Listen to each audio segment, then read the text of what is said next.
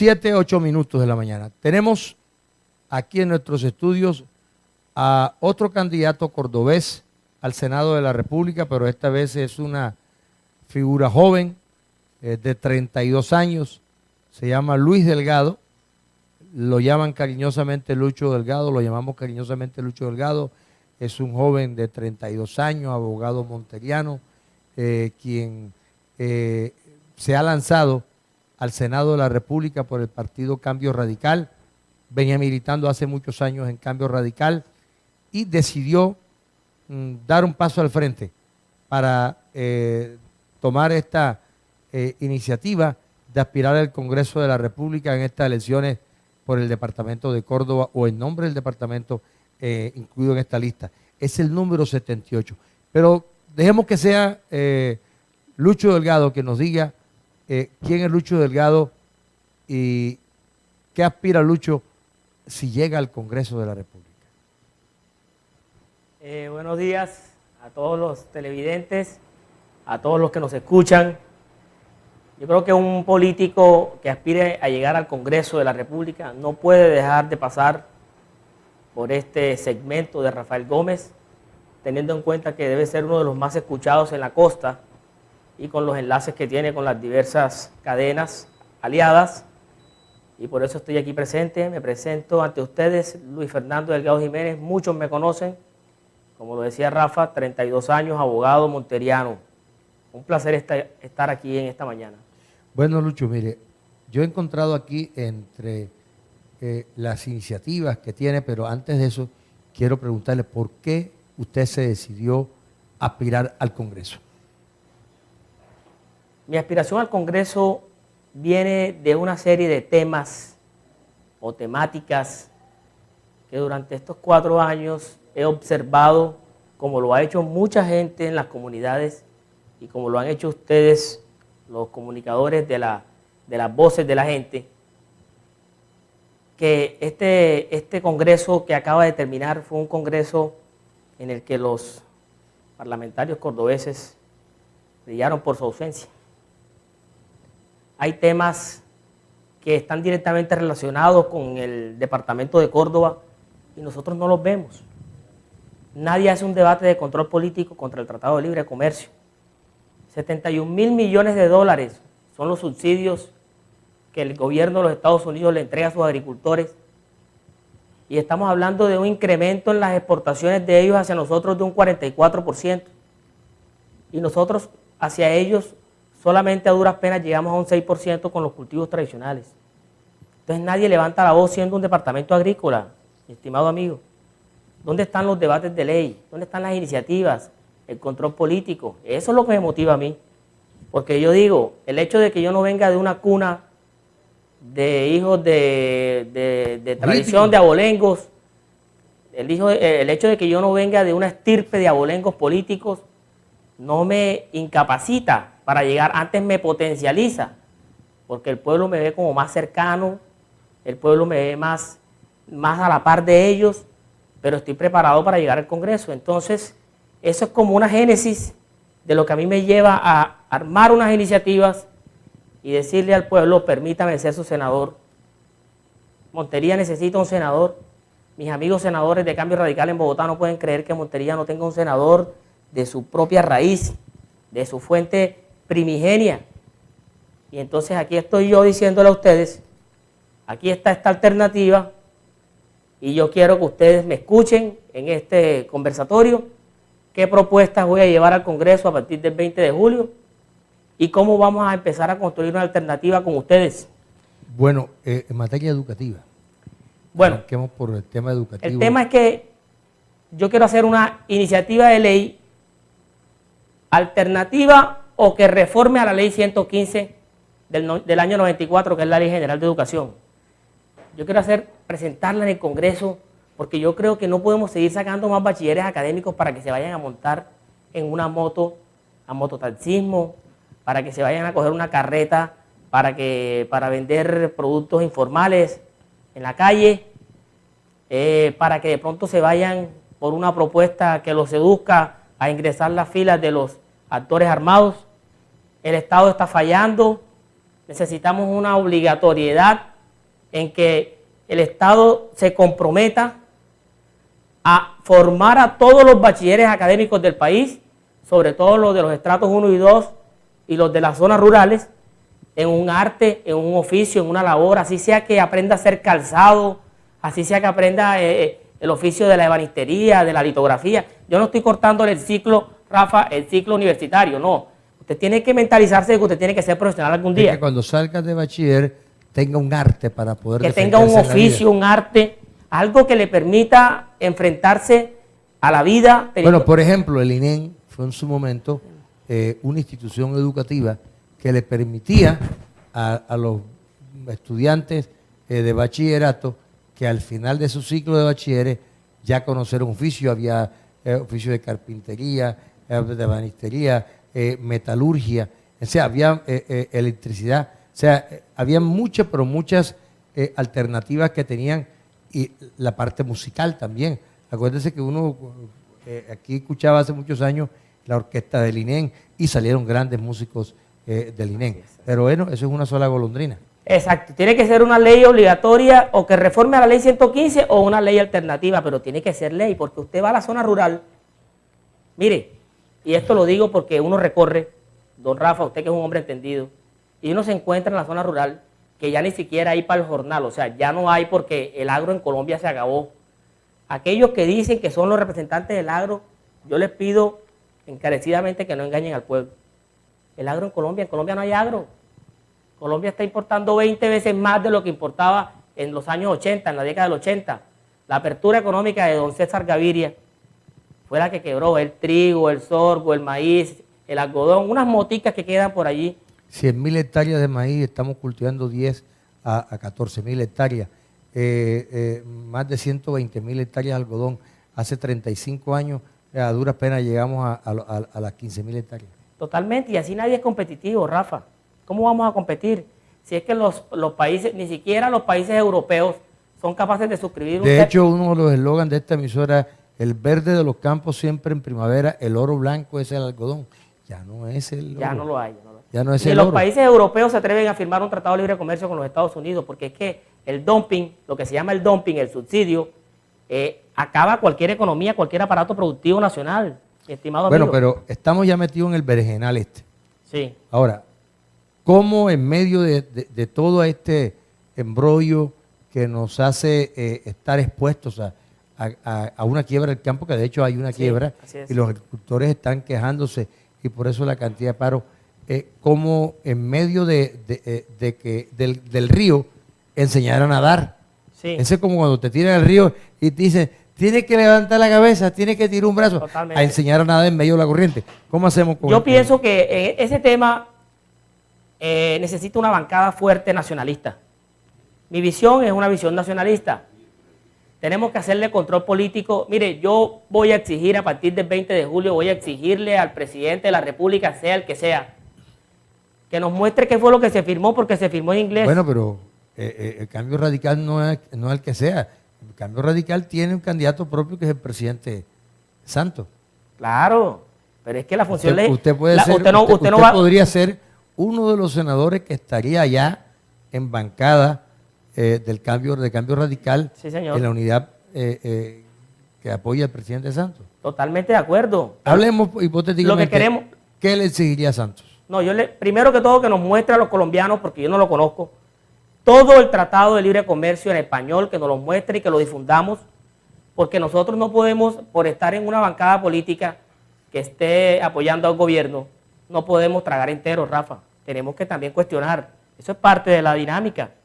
No es que uno va a llegar allá, entonces se va a quedar callado porque simplemente el gobierno, hacemos parte del gobierno. Pero no nos quedemos en esta propuesta, vamos a ir avanzando porque tengo unas propuestas que son muy interesantes que quiero socializar. Bueno, lo principal es que en el campo, en el tema del agro, vamos a hacer un control político al gobierno nacional. Lo vamos a hacer como partido de gobierno y lo vamos a hacer como vocero de los colombianos. Les digo algo, mis queridos amigos, ¿dónde está la política económica en el tema agrario? Estamos importando arroz, estamos importando café de Brasil y de Ecuador. Entonces, ¿cuál es la soberanía alimentaria? Se está poniendo en riesgo la seguridad nacional, Rafa. Hasta de África estamos exportando. Ya nosotros no estamos... y nos dicen, Café. sustituyan los cultivos con alternativos, con productos alternativos. Yo digo, ¿qué es lo que usted come todos los días al mediodía? Arroz, amigo mío. Usted come arroz, usted no come uchuva, usted no come maracuyá, usted come arroz, mi hermano. En los países asiáticos no entregan sus barreras, son totalmente proteccionistas con un tema tan sensible como el arroz, Rafa. Y nosotros tenemos las tierras, tenemos las condiciones medioambientales, tenemos todo para producir arroz y resulta que lo entregamos simple y llanamente porque la doctrina norteamericana es que nosotros no podemos ser competitivos en eso es falso.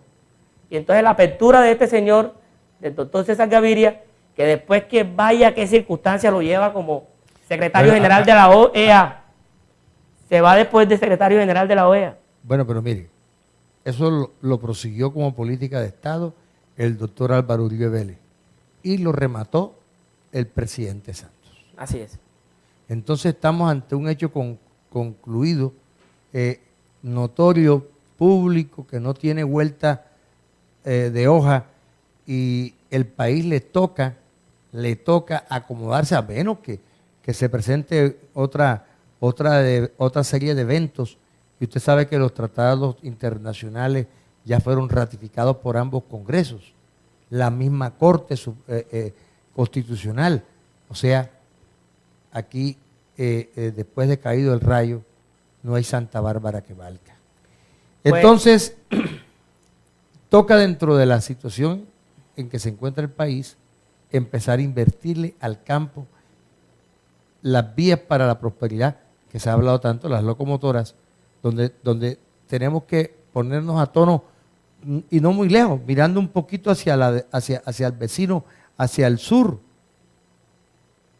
Ecuador hoy tiene una mejor infraestructura vial de autopistas que lo hacen competitivo frente a los tratados internacionales.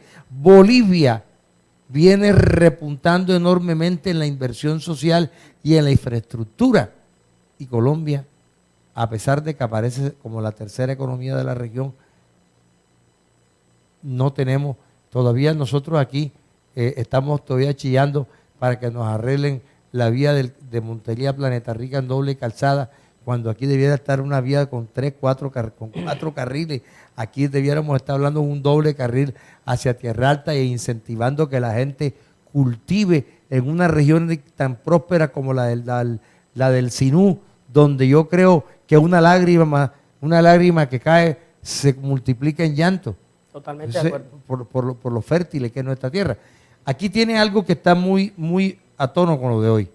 Es el tema de la ley de dignidad carcelaria. Totalmente. Usted lo tiene aquí, sí. y aparece un tema como el de ayer, sí. Muerto, sí.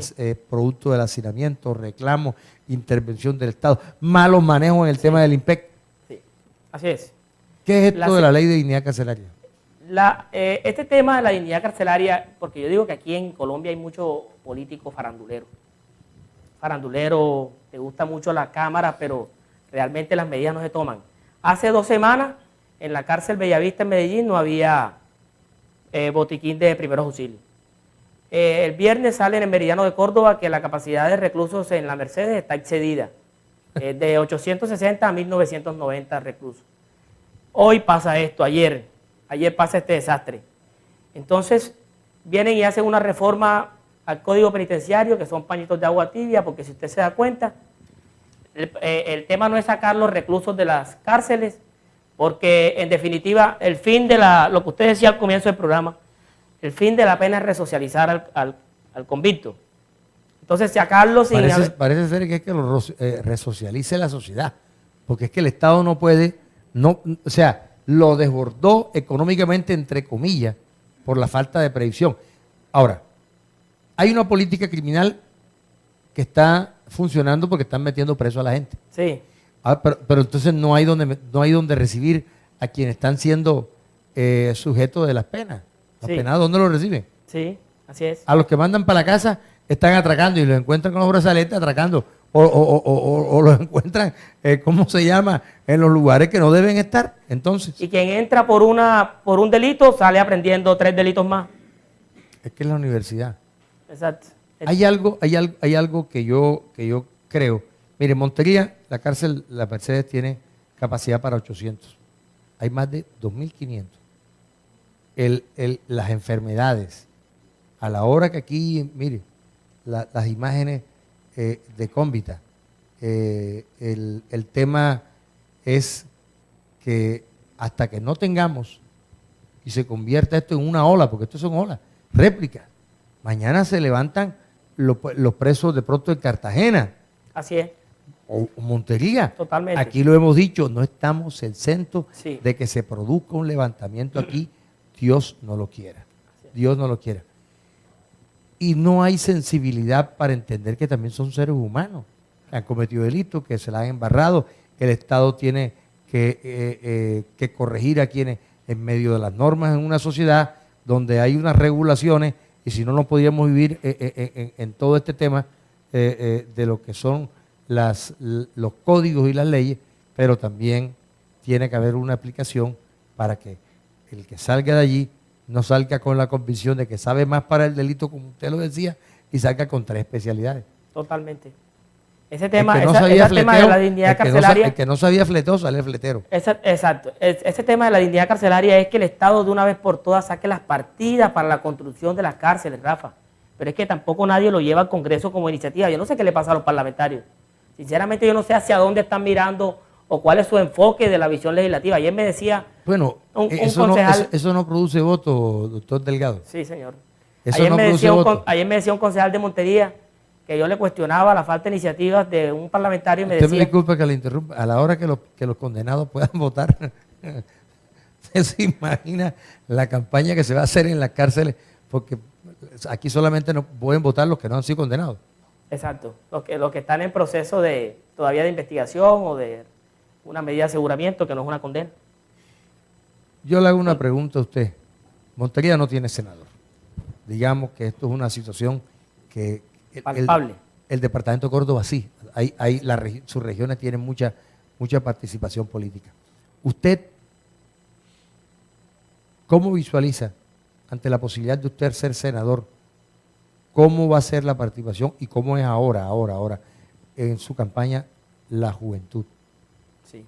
¿Usted está yendo a las universidades?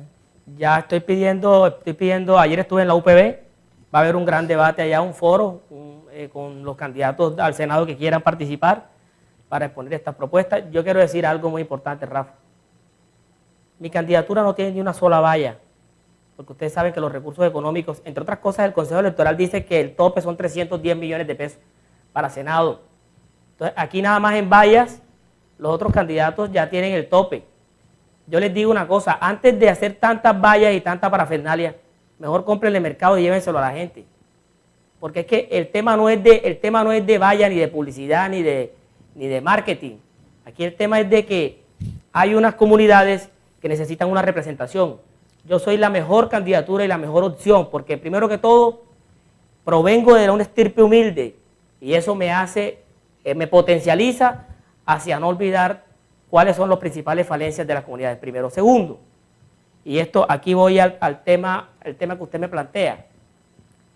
Debe haber una ley, debemos presentar esa ley, Rafa, ya llegó el momento. Tenemos que llevar una ley al Congreso de la República para que los parlamentarios salgan por las subregiones. No es posible que haya subregiones que tengan una credencial de parlamentario y otras que no. Porque ¿cómo atiende usted en el caso del Senado? Sí, claro, en el caso del Senado me refiero.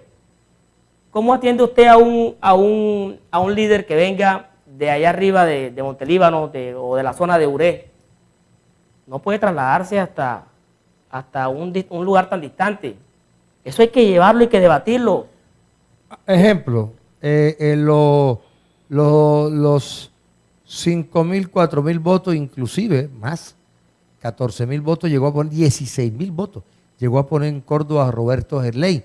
El senador Plinio Di Podolo le colocó 7.000, algo así. La pregunta, ¿cuáles son los beneficios que recibió el departamento de Córdoba de haber votado por Roberto Gerley y de haber votado el senador por él? Totalmente, a eso me refiero.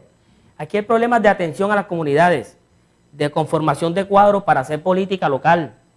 Ese es el tema. Yo por lo menos mi credencial la pongo al servicio de toda la comunidad cordobesa Pero sin lugar a dudas, que aquí en Montería hay gente que piensa y gente que piensa bien para construir partido y para mirar las obras. Hace unos días estaba en Santa Fe y pasó una campaña de un candidato al Senado muy mal asesorado.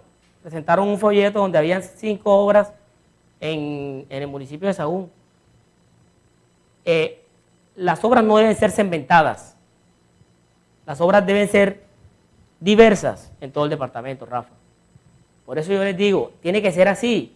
Yo no estoy quitándole que hayan otros parlamentarios, no, es que tenemos que dividirnos en todas las subregiones para que así haya más inclusión social. Bueno, mire, hay una propuesta por ahí, del senador Sudaski, que es candidato presidencial por el Partido Verde, precandidato. Y él habla de que hay unos colegios electorales, estamos hablando en dividir por distritos al país, en cada una de las regiones, y la gente se ha apoyado por esos distritos, incluyendo la misma revocatoria de mandato por esos distritos. Hay muchas cosas que pueden potenciar y que pueden cambiar el futuro, el presente y el futuro de los colombianos. Pero sobre todo yo lo felicito primero por haberse atrevido. Gracias. Porque aquí quien no se atreve no puede pedir y salir diciendo es que no nos dan la oportunidad, no. Las oportunidades hay que abrírselas a codazos y sin miedo. Y decirle que la materia prima que tiene usted, que son los jóvenes, sí, tiene que salir usted a tocarle la puerta. Sí. Porque es una materia allí que es capaz también de acompañar todo un proceso como el que usted emprende. Rafa, y permíteme, concluyo mi propuesta porque no quiero dejarla en el aire. Yo soy el representante de los trabajadores de la salud. Ustedes saben que les deben esa platica del decreto 439 del año 95, aproximadamente unos 30 o 36 meses que les deben en todo Córdoba. Yo les pido que me permitan ser su senador para llevar la vocería al Congreso de la República, pero no solamente a los trabajadores de la salud, también a los trabajadores de la salud. Estamos hablando con los desmovilizados. No es posible que los desmovilizados estén sin empleo. Estamos llamando a los desmovilizados para que se organicen, para que no vuelvan a delinquir. Hay que buscar la forma de llevar esa ley para que las empresas le tiendan la mano a los desmovilizados para que puedan resocializarse, lo que estamos hablando. También los pocos que quedan, que no han recapturado y que no siguen delinquiendo, que el Estado los abandonó también. Totalmente. Los niños con trastornos del desarrollo. Hombre, no es posible que una terapia que se llama la terapia ABA cueste 5 millones de pesos y no esté incluida en el POS. Entonces, ¿cómo hacen los niños con autismo, con algún grado de autismo o con síndrome de Down? No, señor, metiendo 12 tutelas al año, no es posible. Eso no se llama dignidad humana. Eso es exclusión social. Amigos, los taxistas, conductores de taxis, de buses del país. Bueno, mire, tenemos una llamada de un oyente que acaba... don Clovis Rangel, ¿cuál pregunta tiene para el doctor Lucho Delgado? Buenos días. Bueno, yo Lucho Delgado no lo conozco, pero se ve, lo oigo que tiene unas propuestas, porque es que Lucho, tú sabes que yo quisiera que este país cambiara ese Congreso, porque es que hay muchos individuos ahí, mucha cantidad de gente, y el Estado está ahogándose de tanto pagar primas y de tanto pagar mesadas enormes. Entonces, yo quisiera que ya es hora de que usted proponga para ver si se crea la Asamblea Nacional para reducir ese Congreso tan bárbaro que tiene Colombia, que, o mejor dicho, tiene desangrado el país con tanto dinero, y el país en un desarrollo, en un total atraso. Fíjate que en el país, en Colombia, no hay políticas económicas, sino apenas políticas macroeconómicas, y es por eso que no salimos del atraso. Pero para lograrlo el despegue necesitamos cambios radicales en innovación, educación, ciencia, tecnología, desarrollo regional. Colombia no ha asumido con responsabilidad su persistente ubicación en un vergonzoso lugar de la competitividad mundial y en el desplore del puesto número 60 en el índice global. Colombia, estamos aquí en un atraso total, nosotros no tenemos nada, los jóvenes desertando de los colegios, todo un desorden, hasta el Congreso de descomposición moral. Entonces yo quiero que usted, que lleve esa mentalidad que tiene usted para que haya un cambio en este país, porque realmente tiene que haber revolución, y revolución no es lucha armada. Muy importante. Muy importante lo que dice aquí nuestro querido amigo. Es que el país... Don Clovis Rangel. Don Clovis, un saludo. Mire, es que este país está cansado ya de la violencia. Este país no quiere ser ni de izquierda ni de derecha, este país lo que quiere es trabajo, desarrollo, lo que usted está planteando. Pero lastimosamente, don Rafa, la política macroeconómica, la política que verdaderamente impacta en la vida de los colombianos, solamente la decide una sola persona, el presidente de la República, con su equipo de gobierno. Entonces nosotros todos tenemos que seguir, como tú bien decías, ya eso está firmado, refirmado. Yo hubiera echado eso para atrás. Porque es que, o sea, tú no puedes jugar con el futuro de las generaciones colombianas. El día que mire, ¿cómo opera la maquinaria económica de los Estados Unidos? Ellos quiebran el aparato productivo nacional y después cortan a rescatar. Cortan sí. La oferta de productos la disminuyen y eso encarece los precios en el mercado de los productos. Entonces, una vez nosotros importamos, acá viene eso carísimo y definitivamente el pueblo colombiano no tiene salarios, el salario mínimo no tiene salarios reales para poder acceder a esos servicios. No hay poder adquisitivo. A mí me da risa el tema de los gringos. Los gringos primero se toman los países, los destruyen y después hacen una mesa de donantes para reconstruir y se reparten la reconstrucción. Entonces, 500 mil millones de dólares, 100 mil le toca a fulanito, a nosotros la mitad, a los otros niños ingleses les tocan 100 mil, los italianos, y ahí según la Sapería, a Colombia también le toca, según la Sapería, el grado de Sapería le tocó reconstruir cualquier pendejada, pero le tocó. Así es. Entonces todo depende del grado de Sapería. Así es. Entonces miren los temas, Rafa. Patiño, ¿por qué se ríe? Las instituciones educativas. ¿Ah? Que los muchachos no solamente salgan bachilleres, sino aprendiendo a educar un arte, un oficio, una labor, pero que sea obligatorio. La reparación del decreto 439 para todas las enfermeras y trabajadores del sector salud, del departamento de Córdoba y del país. La ley tendiente a lograr que, oiga, no va a haber río, sino en un tiempo, en 10 años, hay 2.200 familias colonos allá haciendo desecamiento en el Paramillo, en área protegida. El área protegida no puede vivir nadie, señores. Ley 99 del 93. Sistema Nacional Ambiental, los beneficios para las empresas que contraten desmovilizados, la ley de pesca nacional para explotar nuestros mares, nuestros ríos. Todo eso hay que debatirlo en el Congreso. Ayúdenme ustedes a construir esas propuestas. Es que yo no estoy diciendo que yo me las sé todas. Yo lo que estoy diciendo es que no puede pasar un debate electoral que en la parte de atrás de las publicidades esas copiosas no diga nada. Porque entonces el electorado, ¿a qué está jugando? A una transacción de voto y después ¿qué? Después del 9 de marzo ahí no hay señal, señores.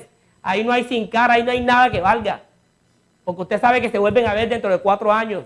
Entonces, la cita es dentro de 4 años en la Guacherna, como dijo el maestro Roberto Gerlain.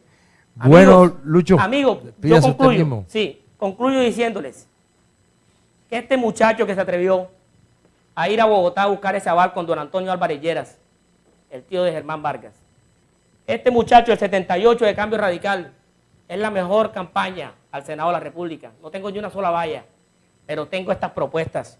Y quiero recibir más propuestas para llevarlas y plantearlas en el Congreso, para debatir, para que usted nos vea en el canal institucional. Pero al mismo tiempo también para conformar una visión nacionalista, porque aquí hay gente muy importante que sabe que el país va muy mal y que el entreguismo, y si no protegemos nuestro aparato productivo, nosotros nunca vamos a ser competitivos y nunca vamos a salir del atraso en que nos encontramos sumidos. Los lácteos, los productos cárnicos, todo eso va a sufrir el impacto del Tratado de Libre Comercio. Ya verán, se acordarán de mí, porque es que esa política es gradual del desmonte. La política de la nación norteamericana es gradual hacia el desmonte del aparato productivo de los países que no tienen por seguridad nacional el tema agrícola. Muchas gracias. El 78 de Cambio Radical será el más votado el 9 de marzo, estoy completamente seguro. Y ahí celebraremos nosotros lo que alguna vez quisimos, tuvimos una esperanza en ellos, en estos que ahora no presentan propuestas. Muchas gracias. Bueno, muchas gracias, Lucho, por estar con nosotros. Y ya saben, hay una alternativa diferente y es Lucho Delgado, número 78 en la lista de Cambio Radical. Vamos a comerciales y ya volvemos después de comerciales con el doctor José Obdulio Gaviria en vivo y en directo aquí.